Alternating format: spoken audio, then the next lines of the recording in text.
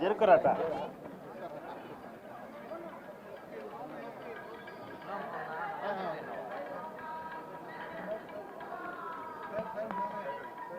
Side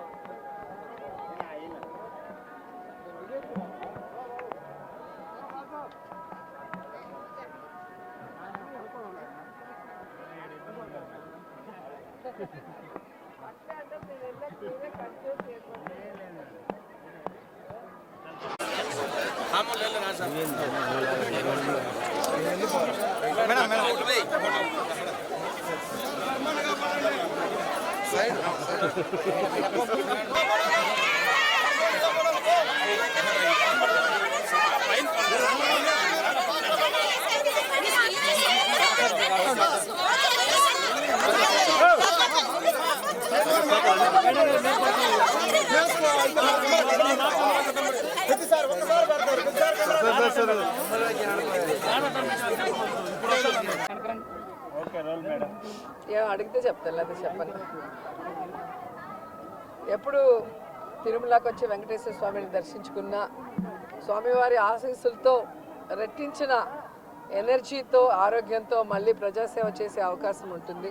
so అందుకే ఎప్పుడు అవకాశం ఉన్నా భగవంతుడు పిలిచినా వచ్చి దర్శించుకొని వెళ్ళటం మీరందరూ కూడా చూస్తున్నారు. సో మన రాష్ట్రం బాగుండాలి, జగనన్న మళ్ళీ మళ్ళీ ముఖ్యమంత్రి అవ్వాలి, ఈ రాష్ట్ర ప్రజల సమస్యలన్నీ దూరమై అందరూ కూడా సంతోషంగా ఉండాలి, అందులో మేము ఉండాలని మనస్ఫూర్తిగా కోరుకుంటున్నాం.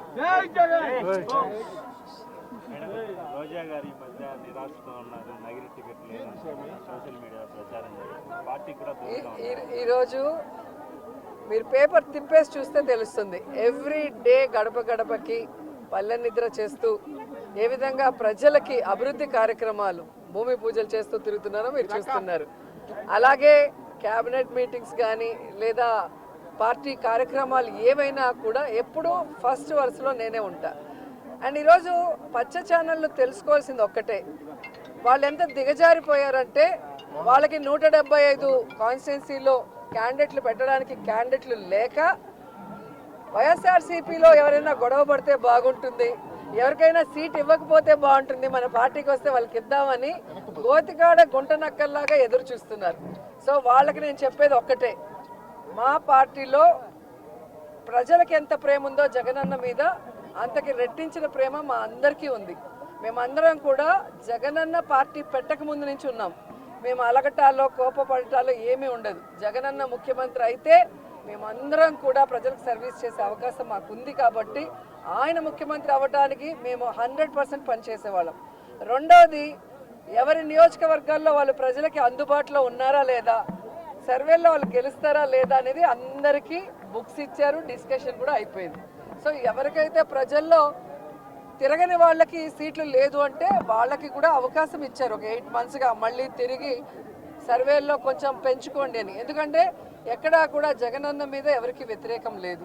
ఎందుకంటే దేశంలో ఏ రాష్ట్రంలో ఏ ముఖ్యమంత్రి చేయనటువంటి విధంగా, ఈ ఆంధ్రప్రదేశ్లో కూడా గతంలో ఏ ముఖ్యమంత్రి చేయనటువంటి విధంగా ప్రతి కుటుంబంలో ఎంతమంది ఉంటే అంతమందికి సంక్షేమాన్ని అందించారు, ప్రతి గ్రామ వార్డులకి ఈరోజు అభివృద్ధిని అందించారు, అలాగే వారికి ఆరోగ్యాన్ని అందిస్తున్నారు, వారి బిడ్డలకి ఈరోజు విద్యను అందిస్తున్నారు, ప్రతి ఒక్కరికి గౌరవంగా ఇళ్ల పట్టాలు ఇచ్చి ఇల్లు ఇస్తున్నారు.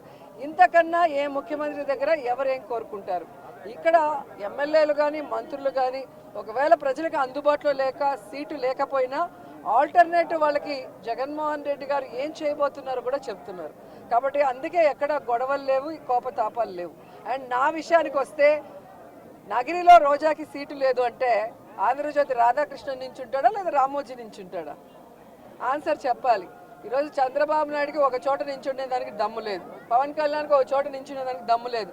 అందుకే రాబోయే ఎన్నికల్లో రెండు చోట్ల నించుంటామని చెప్పి సర్వేలు చేయించుకుంటున్నారు.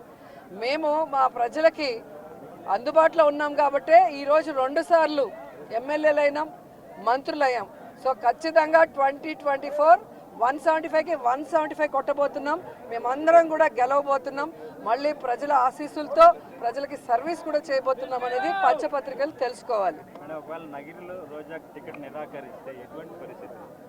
బీసీ నేతకి ఏమన్నా అవకాశం ఇస్తే? ఎవరికి ఇచ్చినా నాకు ఇబ్బంది లేదు. నేనైతే జగనన్న సైనికురాల్ని, జగనన్న కోసం నా ప్రాణమైనా ఇస్తాను. అనేక సందర్భాల్లో చెప్పని రాసి పెట్టుకోండి.